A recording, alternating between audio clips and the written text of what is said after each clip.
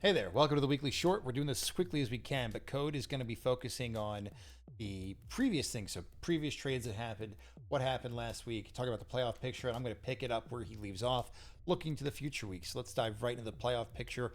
Lots of movement, 8 of the 12 teams changing places here. Ticket to Ride and Brownout sliding up at the number 1 and 2 seed. Ticket to Ride holds a tiebreaker over the Deli due to points 4. Same for Brownout over the Pandas and the Inaugurals, who slide into seeds 4 and 5 as the top seed from each top team from each division takes the top 3 seeds. Liquidators slide into spot 6. Again, 8 of 12 teams moving. The only thing that we can kind of expect consistency out of here, in my opinion, Project Badass, Implications, Cup Run at the over, staying in the bottom 3 spots. The rest, very, very malleable. As the season progresses, I think this is where the C-words end up living, but who knows? They are a formidable team. Let's take a look at the matchups here that we've got going on this week. Starting at the top, Implications against the Kung Fu Pandas. Olave, Kittle, and DK all get a week to kind of heal up a little bit from getting banged up.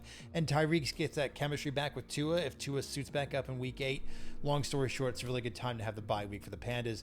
But the Implications might have gotten some value out of Russell Wilson and the QB3 last week against a banged up, or excuse me, against a good Jets defense that's a little bit banged around with all the coaching changes. But can that provide some value for the Implications for either toilet bowl or a trade in the future?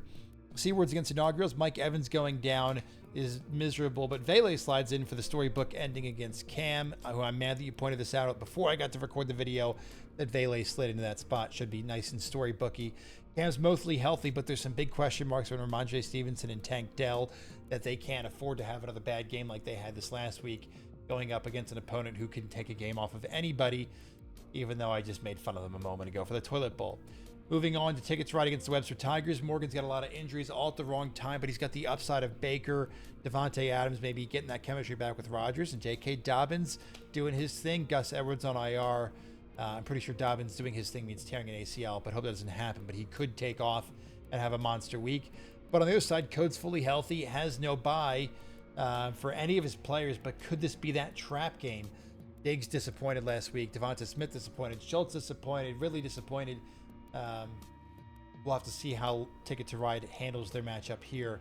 We're to skip the Liquidators and Deli. We'll come back to why, but my Cuth run it's over versus Win Like Flynn. JT is the only remaining player left on that monster deal. Will Nate sell him? For how much? Any conditions? What's going on with that? There's a lot of other pieces that could have some value. Demario Douglas. We've got Alexander Madison, Zach Moss that could have some value.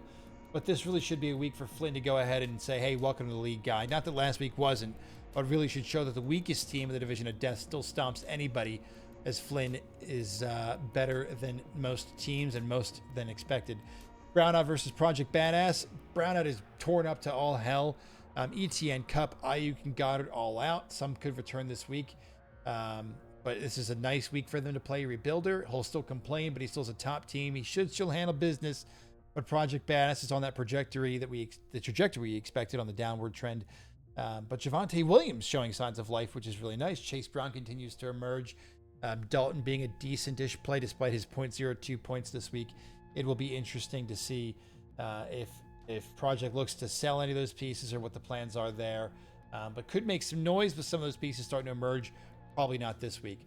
Let's go back. The game of the week is going to be the Liquidators against Justin's Deli. The winner of this game gets $500 cash out of Code's pocket. Burrow and Purdy versus Stroud and Herbert. Jordan Mason and Chuba Hubbard against Bijan and Ken Walker. London Neighbors Reed versus CD DJ Moore Pickens, Laporta and Andrews. This could come down to the flex spots and the start-sit decisions that Chase makes, since there's not very many for Allen to make.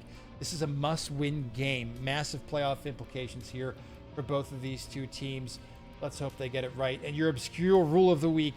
This is the last week that IR refunds exist. So if you have a player that gets hurt either this week or in the past, it's done for the season, you need to let me know as soon as you can so we can get you the refund, 25% of the cost. Anybody gets hurt starting in week 9 or later, you don't get that money back. If it takes some time to figure out if it's a season-ending injury or not, that's totally fine. But they've got to be hurt in week 8. Hope nobody is, but if you do, let me get you your refund.